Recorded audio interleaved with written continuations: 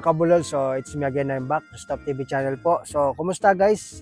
Kumusta po kayo lahat? Pasensya na, medyo hindi tayo masyado nakakapag-upload ngayon. Hindi lang sa medyo hindi tayo nakaka-upload, minsan nauubusan din tayo ng topic na i-content dahil nasabi ko na yata lahat po para sa inyo. So, minsan nag-iisip tayo kung ano yung maibabahagi ko pa sa inyo na hindi nyo pa narinig sa mga previous na videos na ina-upload natin.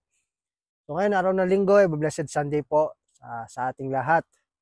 At ito nga, pa-summer na. Kumbaga, nagta-transition na yung from winter, nagiging yorom, yung spring.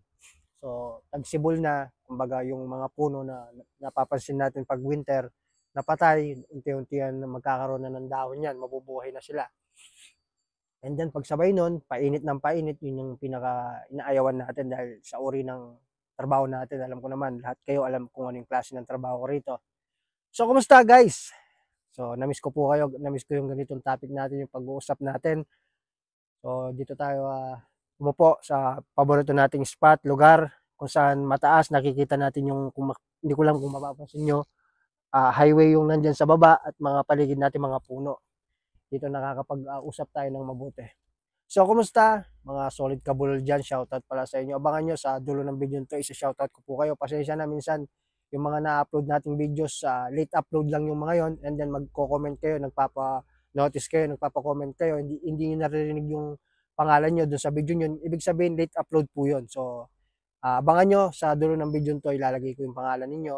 Kung hindi man, bibigkasin natin, isa-shoutout natin isa-isa sa lahat ng gusto magpa-shoutout. So, kumusta guys? So, gusto ko lang palang i-congratulate yung ilang mga nagko-comment sa ating comment section. Kasi alam ko parang konti lang yata ang nagkaroon ng EPI. Yung mga naghihintay na mga kabulol natin na ma-select sa massive selection. So, congratulations po sa mga na-select at sa mga hindi naman na-select. Alam ko may panahon, may oras para sa lahat. Kagaya ng mga lagi kong sinasabi, lahat na nangyayari sa paligid natin o mismo sa buhay natin, may dahilan yan kung bakit. All we need to do is kailangan lang natin talagang magtiwala sa proseso, una sa lahat, and then abaan ng pasensya. Dadating at dadating yung time natin, yung call time na tinatawag. Make sure lamang kapag dumating yung time na yun, i-grab mo kagad, huwag ka na magpatumpik-tumpik pa dahil minsan yung pagkakataon, yung opportunity sa buhay natin, isang beses lang yung dadating. Hindi na natin alam kung kailan ulit dadating. Kahit na yung sarili natin o mismo tayo, alam natin o kaya natin gawin, unlimited yung trial and error na pwede natin gawin. Ibig ko sabihin yung trial and error, yung kaya mong magpaulit-ulit, kaya mong sumubok ng ilang beses. Pero yung opportunity, yung pagkakataon, minsan isang beses lang yan. Kasi kahit anong subok mo, kahit anong try mo, in English ko lang, di ba? So, kung hindi talaga naaayon na sa'yo, yung pagkakataon, hindi talaga yun mapapasayo. So guys, for today's video, another day, another vlog, another episode na naman po ang gagawin natin. So, makikipagkwentuhan na naman po si Kabulol sa inyo. So, alam nyo ba guys, ito may tatanong po ako sa inyo. Kapag bumili ka ng mineral water, yung naka-bottle yung maliit, sa supermarket, sabihin na natin, di ba? So, affordable siya, di ba? Bakit kapag pumunta ka ng SM, nanood ka ng sine, bibili ka ng tubig, magkaiba yung presyo? Mahal siya, di ba? And then, halimbawa, magtutur kayo ng family mo, pupunta kayo sa isang park na lugar. And then, bibili ka ng tubig doon, iba na naman ang presyo. Di ba? O kaya naman, pumunta ka sa isang restaurant, hindi naman siya fine dining, basta restaurant siya. Like, example, pumasok ka sa isang pinaka sikat at popular na restaurant sa SM na lang. Pag bumili ka rin ng tubig doon sa restaurant na yun, iba na naman ang presyo, di ba? Pero ang tanong, pare-parehong tubig lang naman yun, di ba? Pare-parehong mineral water lang yun. Kung ano yung binili mong mineral water, kahit kagaya pa siya ng brand nung nabili mo sa loob ng sinihan, sa park, sa SM, pero bakit magkakaiba ang presyo? Di ba? So yan ang pag-uusapan natin sa video nito. So maihalin tulad ko po yung tubig na yun, logic yun sa buhay natin. Lalo-lalo na sa mga aspirant po dyan, o hindi man aspirant, sa mga nagtatrabaho, despite sa tapos sila ng pag-aaral, di ba? Yung iba talagang title holder sila, educational graduate sila, like teacher, ganyan, o vocational lang yung natapos nila, pero ibig sabihin natapos nila yung kolehiyo nila. may mga undergraduate sila ng college, ng high school, may mga elementary graduate din po. Hindi rin naman po lingid sa kaalaman po ninyo, lahat ng mga EPS dito, hindi naman lahat undergraduate sila ng high school. Yung iba rito, elementary graduate lang, high school graduate lang. Yung iba naman, may mga nagkolehiyo din naman at mga teacher din na nakapunta rito, meaning nakapag-graduate sila ng educational. May license sila, nagtuturo sila sa Pilipinas, and then nag-try sila, pumunta sila rito sa Korea, kasi may na-encounter na akong ganyan guys eh. Kumbaga na ibabahagi ko lang. Teacher siya, pumunta siya rito, nung nakarating siya rito, medyo talagang nanimbang siya. Hindi niya sukat akalain yung reality ng trabaho rito, napakahirap talaga. So sabi niya, teacher siya sa Pilipinas, sumasahod siya ng kahit paano naman nakakaraos daw siya. So nag-decide siya na umuwi na ng Pilipinas. Hindi na niya tinapos despite sa laki ng sahod dito, talagang hindi niya kinaya yung trabaho. Bukod sa trabaho, yung stress, yung depression, di ba, yung mental health na sinasabi ko kasi iba talaga yung atmosphere dito kapag may kasama kang mga Koreanong katrabaho. Again, yung video to guys, hindi tayo professional, disclaimer lang po, di ko po kayo din-discourage. Ito po yung pawang mga realidad o reality yung mga nangyayari dito sa Korea, yung mga ibinabahagi natin, di ba? Well, nasa inyo yan kung panonoorin nyo o hindi. But like I said, itong video to, yung content ko, ito hindi puro magaganda. Kalakip na dito yung mga pangit na realidad na maabutan nyo. Kasi naniniwala ako na hindi nyo naman makakamit yung mga magagandang bagay kung hindi nyo pagdadaanan yung mga pangit na nangyayari dito sa South Korea, di ba? So back to our topic guys, sa mineral water. Kung ikaw, isa kang aspirant, nag-aaral ka, and then nasasabi mo sa sarili mo, may mga ganyan eh, nasasabi mo sa sarili mo na kayang-kaya mong maipasa yung exam. Despite sa napakadaming gustong makapag-take ng exam, nag-aaral, ikaw alam mo na kaya mo. And then nag-try ka ng ilang beses. Yung unang beses mo, kahit na alam mong kaya mo na maipasa, pero hindi ka nakakausad sa registration. And then sumubok ka na naman, pangalawang beses, hindi ka na naman pinalad sa registration. Hindi lang sa registration, maging sa exam mismo. Marami nakapagpa-register, hindi bumagsak sa exam, hindi nakapasa. Hindi sila nagsawa, unang pilit, pangalawang subok, unang pilit, ang pangit naman ng term na yun, di ba? Unang subok, pangalawang subok, pangatlong subok, ando dun pa rin sila sa Pilipinas. Hindi pa rin sila makausad-usad. Yung iba naman ng mga kababayan natin, dahil syempre napakalaki ng sahod sa Korea, kumbaga nasilaw sila doon. So ayaw na nilang tignan yung ibang mga bansa na mayroong oportunidad na sa tingin nila kaya rin naman nilang mag-apply doon. Pero mas priority nila ang Korea dahil nga sa laki ng sahod dito at madali kang makakapundar. Tama nga naman yun no? Pero alam nyo guys, minsan yung tubig na sinabi ko sa inyo, yung tubig na binili natin sa iba't ibang lugar, magkakaiba siya ng presyo, magkakaiba siya ng halaga. Pero yung quality nun, iisa lang, tubig lang din naman. Kung ano yung nabili mo sa labas, sa loob ng SM, parehong tubig lang yun. Pero magkakaiba yung halaga.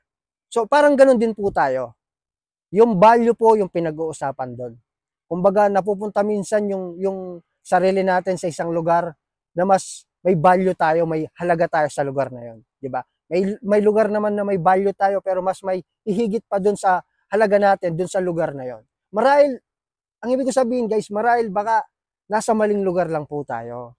Kaya minsan isipin din natin yun. Baka yung halaga natin, yung value natin, hindi din yun nababagay doon sa lugar na yun kung bakit hanggang ngayon nandiyan pa rin kayo. Diba? Try nyo mag-evolve. Minsan kasi hindi porket yung bansa nasasabi natin, ganyan lang yung bansang yan. Hindi naman ganito. Kasi magkakaiba tayo ng kapalaran sa buhay. Minsan, andyan dyan na sa harap pero pinipilit pa rin nilang i-decline, pinipilit pa rin nilang i-reject yung opportunity na nandyan sila. Kasi mayroon silang preferred na gusto nilang mapuntaan. Ang hindi nila nakikita, nauubusan sila ng panahon, lalong-lalo na ng oras, di nila namamalayan, tumatanda sila, nagkakaroon niya ng age limit.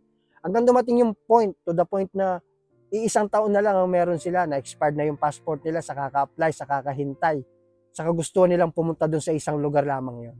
Again, yung video to, di ko kayo dinidiscourage. Ito ay tamang diskarte sa buhay. Minsan kasi, kahit anong ipilit natin, lahat ng mga bagay na ginagawa natin, hindi yun umaayon, hindi aayon sa kagustuhan natin. Dahil bakit? Kasi hindi naman natin kontrolado ang lahat ng bagay. Kaya kahit anong ipilit mo, pangalawang pilit mo, pangatlong pilit mo, dapat makapag-isip ka na. Baka nasa maling lugar ka, kapatid. Lagi niyong tatandaan yan. Minsan sinisisi nyo yung mga bagay na, ay, ganyan-ganyan, hirap, ang tagal ng exam, bakit hindi ka gumalaw, hindi ka kumilos? Yung hinintay mo ng mahabang panahon, yung mahabang taon, baka nakatapos ka na ng isang kontrata sa isang bansa, 'di ba? Reality lang, realidad lang po. Kaya kung may pangarap ka sa buhay, hindi naman kasi yan importante kung gaano kabilis mo makakamit yung mga pangarap mo. Hindi mo kasi alam sa paglalakbay mo tungo sa mga hinahangad mo sa buhay, yung pala yung magiging big changes na mangyayari sa buhay mo. Minsan kailangan nating talagang subukan ng mga bagay-bagay, lalo na naghahabol tayo dahil hindi na rin tayo pabata, tumatanda na rin po tayo. Kaya nagigets nyo ba yung ibig ko sabihin, mga kapatid, kabulol, ikaw tol na nanonood? Alam ko kasi lahat po kayo minsan nagrereklamo na rin, di ba? Bakit ganito? Ang malas ko naman. Bakit siya? Napakaswerte niya. Wala naman kasing malas, walang swerte. Minsan, intindihin din natin yung sitwasyon. Baka talaga minsan hindi tayo doon nababagay sa lugar na yon. I-try nating ilagay yung sarili natin sa ibang lugar, baka doon magkakaroon tayo ng value. Baka doon magkakaroon tayo ng halaga. Hindi naman kasi pinag-uusapan yan kung sino magaling, kung sinong hindi, kung sinong may natapos o sinong walang natapos. Ang importante, yung halaga mo, alam mo kung saan mo siya gagamitin. Di ba? Alam mo sa sarili mo na may value ka. Pero ang tanong, alam mo kung saan mo ilulugar. Alam mo kung saang lugar mo. Alam mo kung saang lugar epektibo ang halaga mo sa sarili mo. Alam mo kung anong kaya mong gawin at kaya mong ibigay. Yun ang dapat mong alamin. So sana guys, may natutunan naman po tayo sa isang episode na to. Hindi ko na pahabain pa. So magsha-shoutout na tayo. Ito guys, shoutout po sana yung mga binahagi ko, sinare ko po sa inyo, sana makatulong po kahit papano. So mag-comment po kayo dito kung sa tingin nyo na-motivate ko po kayo. Yun po yung aking motivation sa sarili. At huwag nyo sanang kalimutan, i-like na rin po yung video nito. Kung nagustuhan nyo po, wala pong sapilitan. At mag-subscribe na rin po kayo kung hindi pa kayo nakapag-subscribe, para malay natin sa iba o sa'yo, may apply mo yung mga bagay na ibinabahagi ko. So shoutout pala kay Jimwell Ricaport. So, shoutout sa'yo bro, sana makarating sa'yo to. Idol, nakaka-inspire lahat ng mga vlog mo. Pa-shoutout naman, so pasensya na, late lang. Shoutout sa'yo. Shoutout kay DTV24. Sabi niya, good morning Lods. Sabi niya, pa-shoutout Nadine Lods from Taiwan. Yan po yung comment niya. Good morning Lods, ask ko lang if may written exam. Madami ng vocabs, kaso 30% lang po nalilito ako sa spelling. Sabi niya, saka okay lang naman na kahit 35 years old, nag-take ng exam. Salamat sa sagot. God bless po. Ingat. Shoutout po sa iyo. D-TV24. Yun po yung nakalagay dito sa kanyang pa-shoutout na message. So sana linagay mo yung pangalan mo, brother. At kay Christian Ortiz, shoutout po. Kabulo, shoutout sa iyo, bro. At kay RJ Del Rosario, good evening, Cab. Sa hinihintay ko next video mo, ang tagal naman, sabi niya. So shoutout sa iyo. Kay Mark Visperas, Kabulon, yung follower mo ako, hard na po ako. Nitong last massive selection lang. Baka pwede kang gumawa ng content about sa mga first timer na nakakaramdam ng kaba o pangamba kung anong klaseng work. So, nakagawa na tayo nito. So, panoorin mo na lang, brother. Mark Visperas, shoutout sa iyo, bro. At kay Pearl Angelibete.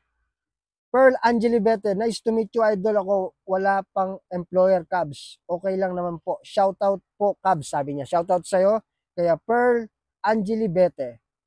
Kaya Marvin Dakyado, pa shoutout Cubs from Jensan City, waiting for employer. So shoutout sa iyo.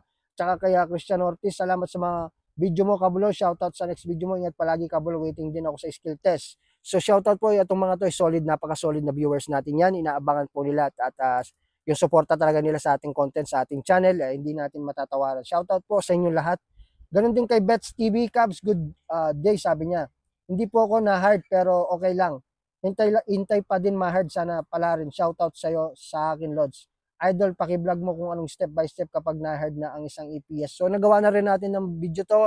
Pag na-hard na, ano yung mga susunod na akbang na dapat gawin nila. So Bets TV, shoutout sa'yo. Pasensya na bro, medyo late yung shoutout natin. At kay Lords Libagyo. Idol, pa shoutout sa next video mo. Kalungkot ang sinapit ang application ko, 3 times na resend daw po siya. So baka may konting naging problema, so alamin mo yun, tumawag ka para may update mo rin yung DMW about sa case mo, para may priority kanila kung sakali mang magawa nilang paraan, mailagay ulit yung pangalan mo sa roster. Shoutout sa'yo bro. At kaya kay Maribik Makinano. Ayan, shoutout kay Maribik Makinano. Sabi niya, new subscriber here. Shoutout sa'yo. At kay Lawrence Labasan. Pa-shoutout po, idol. Lawrence Labasan, shoutout sa'yo. Arjes Bahade, shoutout sa'yo. So sana makarating po sa inyo to. Tsaka kay Christian Garcia, shoutout Cubs, preparing for skill test na, sana all. So good luck sa skill test mo. Kay Marvin Daquiado, nasabi na natin yan. Tsaka kay Mil Racoymo. Ay, sorry. Dol, pa shoutout po. Isa rin po akong na-inspired nyo po na pag wala ka pang napapatunayan, maliit tingin ng ibang tao. Sabi niya, kaya nga nagsumikap ako, Lods, napasa ko ang exam. Sabi nga po ninyo, malayo pa pero malayo na. Kaya tuloy-tuloy lang. Tama, shoutout sa iyo bro, kay Mil Racoymoy. So sana umabot yung shoutout ko sa iyo bro. Salamat at nababasa ko yung mga comment nyo.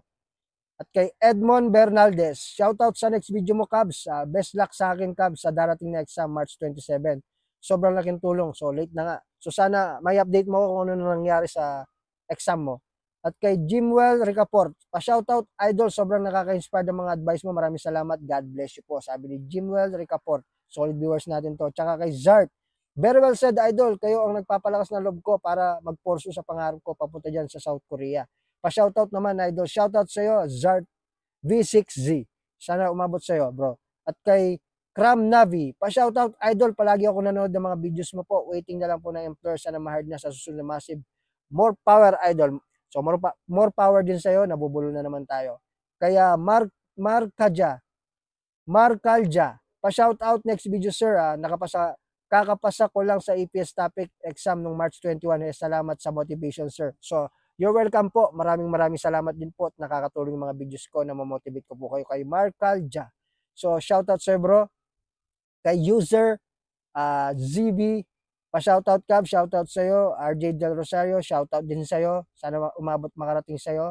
So, na-shoutout na natin kay Bernaldino, kay Bernard Dalmirol by Dodong. Sabi niya. So, shoutout din sa'yo, Bernard Armirol by Dodong. Ang hirap ng mga pronunciation ng mga pangalan po nila. So, ayan mga kabulol. So, sa tingin ko guys, na shoutout ko na po kayo. Humingi ako ng pasensya ha, kung medyo late lang po yung shoutout ko po sa inyo. So again guys, sa tingin ko hanggang dito na lang po ang ating kwento.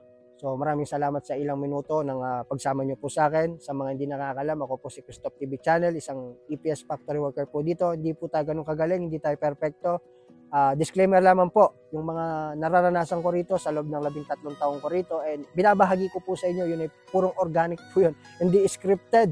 Yun po, at ito yung tunay na nangyayari. Dahil naniniwala ako guys, bawat tagumpay ng mga nakikita natin o hinahangan natin tao na nagtagumpay sa buhay, hindi nila maabot yun kung wala silang pinagdaanan na matinding laban sa buhay. Kaya yun ang dapat nating malaman kung paano nila na-survive yun. Kaya andito yung video to, ang assurance na tawag dito, tatagumpay ka kaagad pag nandito ka na bubulol na naman tayo. So again guys, that's it. Magkita-kita tayo muli sa susunod ng bagong video. It's me again, Christoph TV Channel. Buya Brut ko dito sa South Korea. Maraming salamat guys. Inyo sa'yo.